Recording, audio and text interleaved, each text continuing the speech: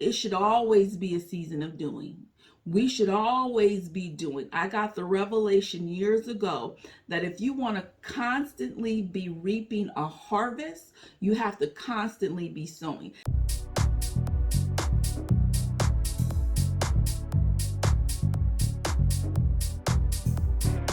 Welcome to another episode of Becoming with Angelina Watkins, where we are turning dreamers into believers and doers, where we are sharing open, candid conversations about how we've overcome adversity to reach a level of success and live life on our terms. And we are here to give you a fresh perspective and the blueprint to win at love, life, and money. I'm your host, Angelina Watkins, your queen of becoming, and I am here to help you become who you're supposed to be so you can do what you're supposed to do so that you can have the life that you want to live. Now, in today's episode, our masterclass is all about becoming who you need to be. And we've got our viewer question of the day as well as our becoming tip. But before we get into that, you know I got to do my thought prompt, something that has prompted my thought. And today's thought prompt is about you should be sowing and reaping. And it's actually taken from a Facebook post that I saw. No video today, but I'm going to show you this post that I saw that really had me thinking, okay? And I'm going to read it to you and I'm going to break it down for you and I'm going to give you my thoughts. And as always, I want you to share your thoughts with me. Don't forget to leave some comments. Talk to me, you all. Let me know what you think about the things that I'm saying. And if it's anything I say resonates with you, then don't forget to like and share. Okay, and hit that subscribe button. I need you to subscribe to the channel. Okay, but more than anything, I need you to comment. Tell me what you think about this thought prompt and then give me some questions. Okay, I do the viewers questions. I can even feature you if you want to submit a video, but let me know what you're thinking. Let me know what questions that you have, because listen, we're here to help you win at love, life, and money. Okay, so there's no questions off limit. We want to help you become so that you can live an abundant life. So ask whatever questions you want to ask and we'll try to tackle as much as we can from week to week. All right, so today's thought prompt, it says, and I'm going to keep this anonymous because I didn't ask this person, can I use their post, and I don't want people to see this and then they're reaching out to this person and they got stuff to say, because some things I agree with what it said and some things I don't, and I don't want any retaliation. So anonymous. All right, but this is what it says. It says, I've been noticing lately that my soul has been full, bursting at the seams. Now that, I felt that. Have you ever just been so overjoyed with the things that are going on with your life, with the blessings that you've been receiving, that you're just bursting at the seams? I felt that line. And it said, so much so that for the last few days, I've awakened and I'm already praying when slumber meets consciousness. Y'all, that's some serious stuff right there, okay? You waking up with gratefulness and prayer in your heart and, telling God how good he is. So then it goes on to say, this morning as I woke up, I was asking God, what should I be going after? Legit question. What should you be going after? We need to always be asking God, what is it I should be doing? What should I be pursuing? Okay? Legit question. But then it says, go after, not waiting on or wishing for. What should I be pursuing? It was the not waiting on, wishing for, that stopped me in my tracks with some thoughts. Because what are you waiting on? What are you wishing for that you're waiting on? Should you be already been going after that you're asking God, what should I be going after? Because you obviously been waiting on something and wishing for something and praying for something and wanting to pursue something. Well, maybe not, because it does say, what should I be pursuing? That's present tense. Okay, God, what is it that you want me to do now and not later? So then it's a funny thing when you've been in waiting for so long that you forget life has other modes. Now, waiting for what for so long? Now, this is what I want to talk about. This is the part of the post that I want to get in today. Okay. Waiting for so long that you forget other modes. I didn't know waiting was a mode. Maybe it's just me. But I'm asking myself again, what are you waiting on? What is it that you want? What is it that you want to do? What is it that you want to manifest? Where is it that you want to go? What is it that you want to have that you're waiting? I don't know that waiting should ever be a mode. It should always be moving. We should always be pursuing something. We should never be just sitting still. Now, I know there's times where we have to, you say, okay, sit still and hear from God. But sitting still to hear from God is totally different than not moving at all whatsoever. You got things that you want to do. You've got instructions that He's given you, and you're still waiting on what? There's no waiting mode. And this gets into my thought prompt, which is you should always be sowing and reaping. But let me go ahead and read the rest. It says, there's certainly a time to wait, but there's also a time to move cautiously, and a time to go full speed. I feel a season of doing upon us, a season of racking up, a season of taking what we've been given and bringing God back some interest. Y'all, it should always be a season of doing. We should always be doing. I got the revelation years ago that if you want to constantly be reaping a harvest, you have to constantly be sowing. Now, yes, there's some things that are not going to manifest immediately. There's some things that you're going to have to wait on, and that's the waiting season. But what are you doing in that waiting season? What are you doing while you're waiting for this thing to manifest? What you should always be doing something. You should always be sowing seeds. My prayer to God has been, I never want a dry season. And how do I not have a dry season? And the revelation was, to not have a dry season, you need to be sowing all the time so that you're reaping a harvest all year round. It's like a farmer. You know, one season he might be farming apple, or not apples, because apples go from a tree, but he might be farming carrots. And then another season he's farming cabbage. And another season he's farming beans. But he's constantly farming something so that in every season he's reaping something and making some money. Okay, in every season we should be reaping, sowing something. That's what I meant, not reaping something. He's sowing something so he can be reaping something.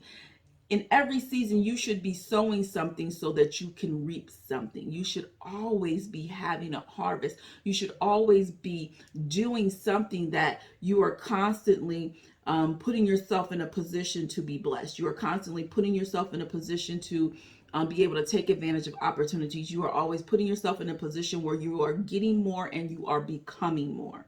Okay, becoming more within yourself. There should never be a waiting season.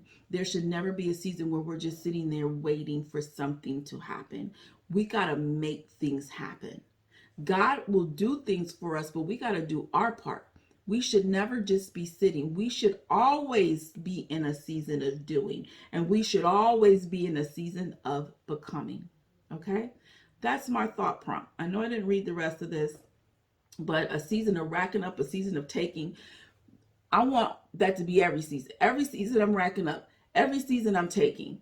Every season I'm taking what's been given and bringing God back some interest. Every season I am sowing something and I'm bringing God back more than what I started with.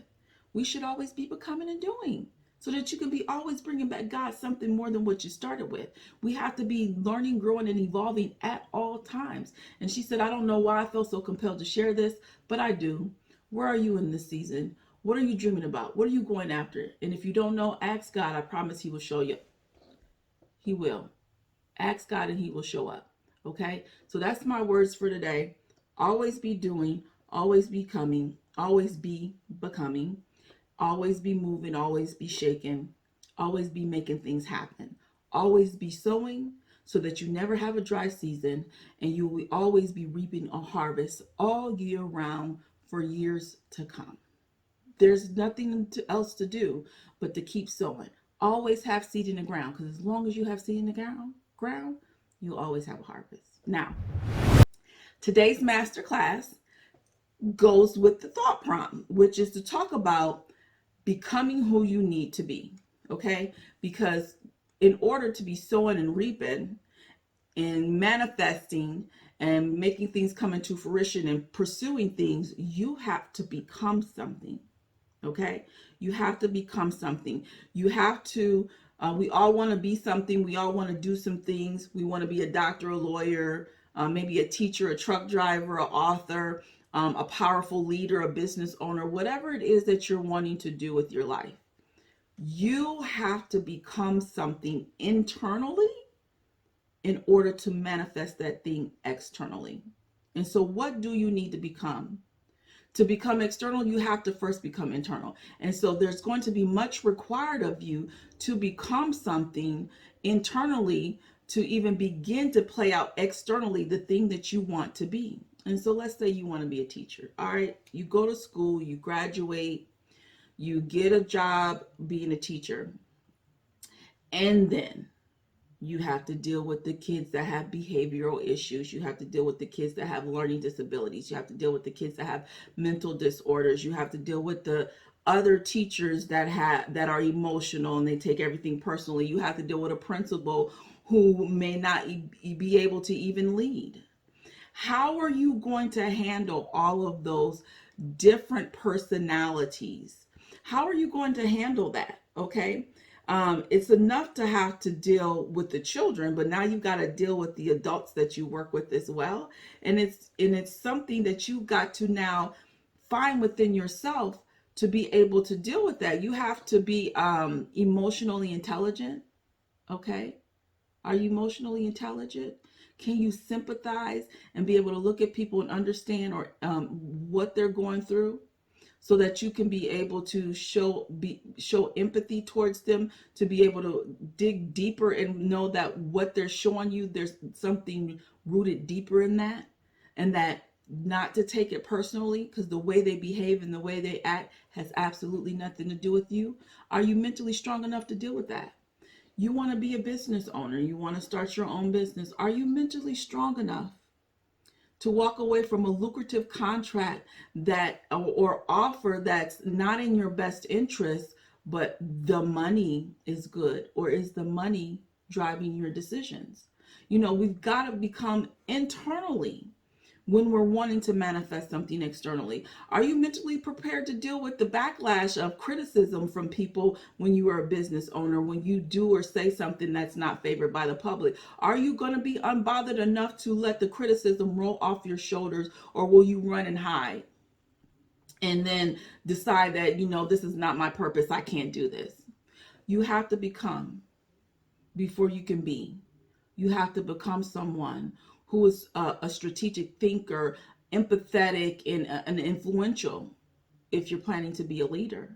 You have to become someone who's loving, considerate, and giving before you can be a wife. Selfishness doesn't have a place in a marriage. You have to become someone internally that you need in order to manifest what you want externally. If you're constantly late, you have to become that person who shows up on time, because then you will lose respect for others and miss out on opportunities. That happened to me. There was a time I was a fully licensed financial advisor looking for a job. I didn't want to do commission, so I was looking for something where I would get paid a 9 to 5, and I was going on all these interviews thinking that these licenses is going to give me a job. And I remember I went on this interview and I couldn't find the building. Like, I had the address, but the it was a new building, so there was no number on there. There was no name out front. I couldn't find it. So I called the guy, like, I can't find the building. He tells me where to go. I find the building, but now I'm late. And I go in there and he doesn't even interview. He nicely lets me know I'm not even going to bother to do an interview because you were late. And that spoke volumes to him. Okay. And so then I had to become someone that now I'm not going to be late. I had to change my attitude. Like, I'm going the night before to find the place, or I am going to make sure I leave early enough, an hour early, 2 hours, whatever I need to do in order to be able to be there on time. There was another interview I went on, and the lady told me that I say like too much in between my phrases, like a valley girl or some teenage girl. And she didn't say valley girl, teenage girl, but that's pretty much what she meant. And in that moment, I had to realize that I needed to learn how to articulate better and not talk as if I was 16 when I'm 30 at that time. I don't even know how it was when I went on the interview. I'm just using that as an example. But The point is, what was I going to do? I could get an attitude and be like, I don't care what she said. There's nothing wrong with the way I talk. Or I could listen to what she said and let her words resonate with me and make the adjustment in my mind and in my attitude and in my demeanor so that I don't miss out on those things anymore. Okay? I missed out on opportunities that I now had to realize I had to change some things about myself. All right? So we've got to become. What do you need to do? What do you need to change in order to become? Is it your attitude? Is it your demeanor? Is it your behavior? Is it your words, your tone, your body language, your perspective? Internally, you have to let go of the self-sabotaging thinking and feelings that keep you from what you want externally. You have to become a person with a better attitude, not the person who is easily triggered and ready to fight. You have to become someone with more of a pleasant demeanor, your mannerisms and your behavior. They cannot be of one who's just ready to go off on everyone because you don't like what they said or you didn't get your way.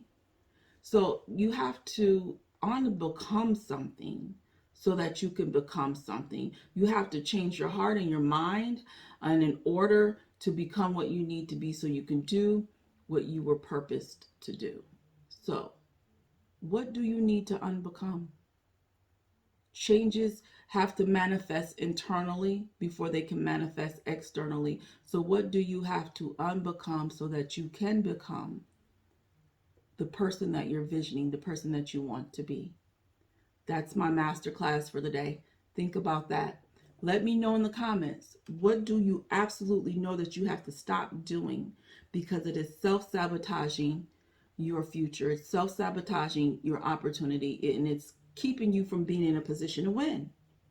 What do you need to become internally so that you can become what you need externally? All right. Okay, today's Q&A question is probably a very common question. It's something that I get all the time, and because I get it all the time, I'm going to answer it. But the question is, how do I find my purpose? Everyone's out here looking for purpose. Well, not everyone, but you should be if you're not. What is the meaning of life? Why am I here? What am I supposed to be doing? A lot of us is unhappy and unfulfilled. I've talked about that before. And we just want more out of life. We want to be doing more. We are not satisfied with where we are. We just don't feel fulfilled in our career. We don't feel fulfilled in our marriage. And we are trying to find life's meaning. And so how do you find life's meaning? How do you find your purpose in life? One, you have to know who you are. Two, you have to know what you do. Three, who do you do it for? Number four, what need or want are you going to fulfill for them? Do they need you to fulfill for them? And then five is, and what change is it going to make in their life? We need to know that purpose is not about us. It's not about you. Purpose is about the people that you serve.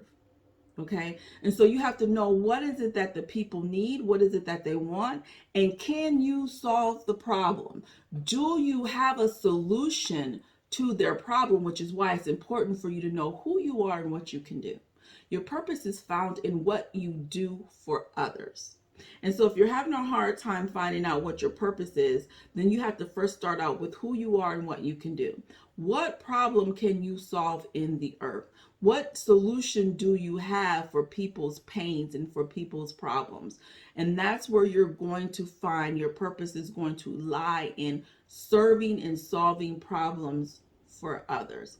That's the easy answer. Now, is it always that simple? It's not always that simple. And so what I want you to know is that you do have what I call temporary destinies leading you to your purpose that prepare you for your purpose. And so in a sense, it's still your purpose. And in your purpose can evolve. And so we have to know that just because we find our purpose doesn't mean that's where we're supposed to stay. Let's say you're a teacher. I'm going to use the teacher example again. Let's say you were a teacher. Your purpose was to be a teacher and teach these little ones. Well, as your purpose evolves, you might then become principal. Because now you have learned some things, and you're now prepared to lead teachers. So now you're a principal. Well, now you're a principal. You've been some principal for some time, and you might evolve into a superintendent. Okay, then you might evolve into doing something that's still within the education realm, but outside of a school district. That's still your purpose. We have to know that our purpose evolves over time as we become and we evolve. And that's why you have to always need to become internally so you can manifest externally. And as you evolve in your being, your purpose will evolve too. But it's going to start with you knowing who you are and what you do and what is the problem that you're solving for people. And that's where your purpose will lie. Okay. I wrote down, I wanted to say this, that ultimately means you have to heal and become. You have to get to know who you are and what you have to offer the world. Who are you and what can you do? That's what your purpose is. Okay. Now, the becoming tip of the day I'm going to share with you, which is if it takes away from your authenticity, then don't do it. Okay. A lot of times we are approached with opportunities that we have to ask ourselves, should I do this? I've been in that. Have you been in that? I'm pretty sure we've all been in situations where we were presented with something and we had to make a decision as to should I or should I not? And one of the things that has always helped me is knowing who I am and asking, will this take away from my authenticity? Will this take away from my character and my personality? Does this put me in a position of where I am not already, that I don't want to, or put me in a position where I don't want to be? And if it does, I think the answer should be no. Always look to be authentic in who you are. And it's kind of hard to do that sometimes if you are a people pleaser, because you want to please people, you want people to like you, you want them to approve of you, you want them to validate you. But we've got to get to a place where we are operating in our true, authentic selves, being unapologetically who we are and who we've become to be, and then not changing our character for anyone, anytime, for any situation. You are who you are, and who you are will attract the blessings that you're supposed to get, which is why you don't need to operate outside of who you are, because you want to attract the things that are for you, not the things that you pretend to be. Okay? So that's my word for you, is to, if it messes with or takes away from your authenticity, the answer, at least for me, is no. So that's the becoming tip. Now, where you are is not where you have to be. Your past does not define you. You define you. So heal, transform, and pursue you.